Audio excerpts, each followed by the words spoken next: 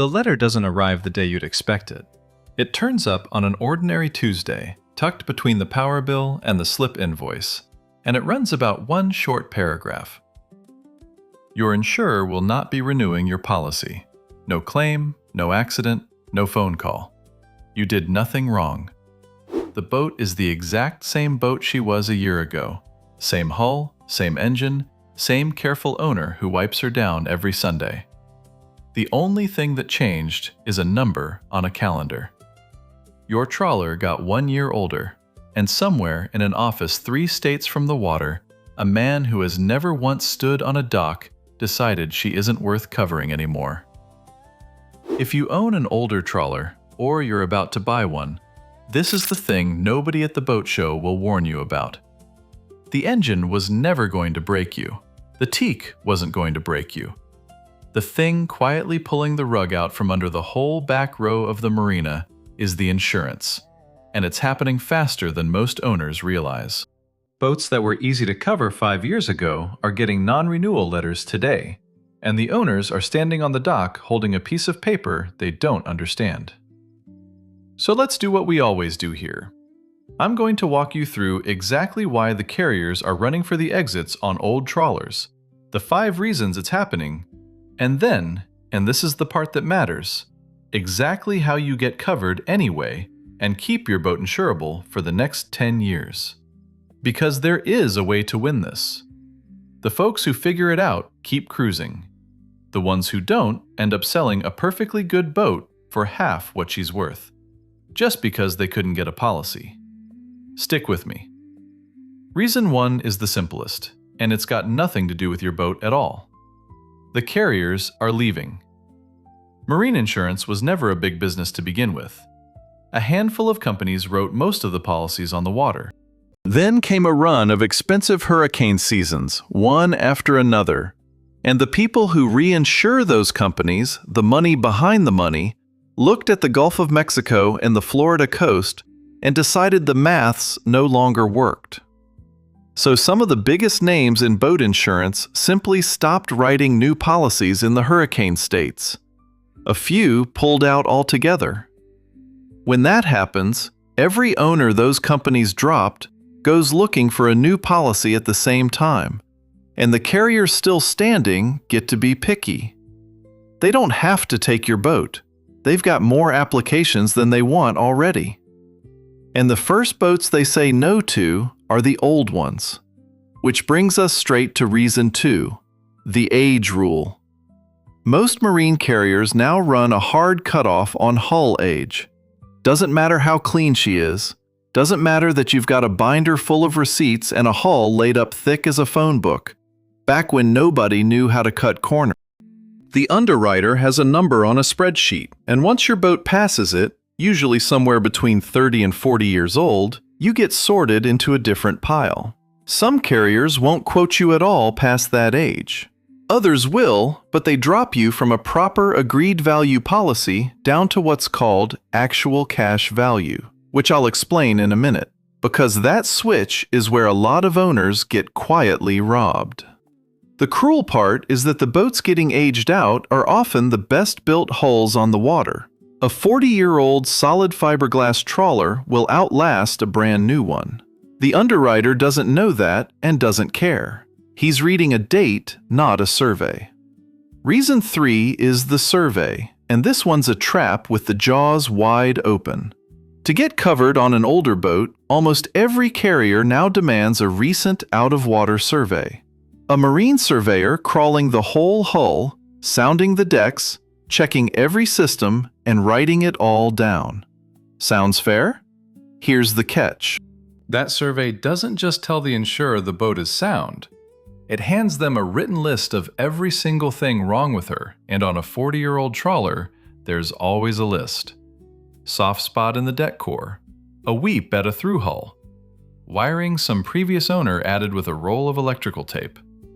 The minute that report lands on the underwriter's desk, he's not looking for reasons to cover you, he's looking for reasons not to. One flagged fuel tank, one moisture reading he doesn't like, and your renewal turns into a non-renewal. The very document they forced you to pay for becomes the thing they use to drop you. Reason 4 is the one that ought to make you sit up, because it's pure cold arithmetic and there's no arguing with it. It's the total loss math. An older trawler doesn't carry a big market value. That's exactly why we love them. You can get into a real cruising boat for the price of a used pickup. But that low value cuts both ways. When a boat is only worth, say, 60 grand, it doesn't take much to total her. An engine room fire, a sinking at the dock, a hurricane that drops a neighbor's boat on top of yours, and the cost to repair her sails right past what she's worth. The insurer declares a constructive total loss, writes a check, and eats the difference. They hate that. A cheap boat with expensive failure points is the worst kind of risk on their book. Low premium coming in, big payout potential going out. So they'd rather not write it at all. The same thing that makes an old trawler a bargain for you makes her a headache for them. And reason 5 is the quiet one, the switch from agreed value to actual cash value. This is the bit the carriers don't explain, and most owners don't ask about until it's far too late. An agreed value policy means you and the insurer settle on what the boat is worth when you sign, and if she's a total loss, that's the check you get. Simple. Honest. Actual cash value is a different animal. It means the insurer pays out whatever they reckon the boat was worth on the day she sank, minus depreciation, minus wear, minus whatever they can argue down. On a 40-year-old boat, depreciation is a weapon. You could have a cruiser you've kept like a museum piece, sink at the dock, and get handed a settlement that wouldn't cover your tender. As carriers get nervous about old boats, they quietly move owners from agreed value onto actual cash value at renewal. And most folks don't even notice the wording changed until they need it. By then, the boat's on the bottom, and so is your money. If this is the kind of straight talk nobody else on the dock is giving you, do me one favor and tap subscribe. I put out a new one of these every week. No hype, no nonsense. Just the stuff the salesman and the underwriter both hope you never figure out. Now let's get to the part that actually matters, because every single one of these problems has an answer, and the owners who know them are getting covered while everybody else panics. Here's how you win. And it starts before you even get the letter. First thing, stop shopping for boat insurance the way you shop for car insurance. The big household name companies with the catchy adverts are exactly the ones running from old boats. The people who will cover a 40-year-old trawler are the marine specialty insurers and the independent marine agents, the ones who do nothing but boats, who actually understand the difference between a tired project and a well-kept classic. A good marine insurance agent is worth his weight in gold here. He knows which carriers still write old hulls, which ones want what, and how to present your boat so it gets a yes instead of a no. Find that agent before you find the boat if you can. One phone call to the right specialist beats a week of online quotes from companies that were never going to cover you anyway. Second, own the survey instead of fearing it. Yes, they're going to make you get one, so get ahead of it. Have your own surveyor go through the boat before the insurer's deadline. Get that written list yourself and start knocking items off it. Every item you fix is one less reason for an underwriter to say no. And when you hand them a survey that's already been acted on, flagged items repaired, receipts attached, you've turned the trap into your best argument. You're no longer the risky old boat. You're the documented, maintained, squared-away boat. Underwriters cover paperwork, not boats. And good paperwork is something you control. Third, go after the specific things that get boats dropped and fix them on your own schedule, not theirs. There are really only a handful, and you already half know them. The fuel tanks are number one. Old black iron and aluminium tanks rot from the inside, and insurers know it. A fuel leak is a fire and a sinking in one. Replace them before they fail, and you've removed the single biggest red flag on the boat. Number 2 is the wiring. 40 years of previous owners adding a stereo here and a bilge pump there, and the engine room turns into a fire waiting for a spark. Have it gone through properly, get the rat's nest cleaned up, and add a proper fire suppression system in the engine room while you're at it. Carriers love that, and some will knock money off the premium for it. After that, it's the through hulls and seacocks, the cutlass bearing, the steering, the basic stuff that keeps water on the outside. None of it is glamorous. All of it is the difference between insurable and not. Fourth, fight to keep agreed value and read the wording every single year. When you renew, do not just glance at the premium and pay it. Read what kind of policy it is. If they've slipped you onto actual cash value, push back. And if they won't budge, that's your signal to call the specialist agent and shop it. Get the boat insured for what she's actually worth, in writing, agreed up front. And get her surveyed for a realistic value while you're at it. Because an up-to-date survey showing a well-maintained boat is your best lever for holding an agreed value number. Fifth, and this is the one nobody thinks about until the storm's already named. Have a hurricane plan and put it in writing. A huge chunk of why old boats are uninsurable in the South is named storm risk. So take that risk off the table as far as you can. A standing haul-out agreement with a yard, a written plan for where the boat goes and who moves her when a storm is coming, that lowers your risk in the underwriter's eyes, and it can lower your premium too. And think hard about where you keep her in the first place.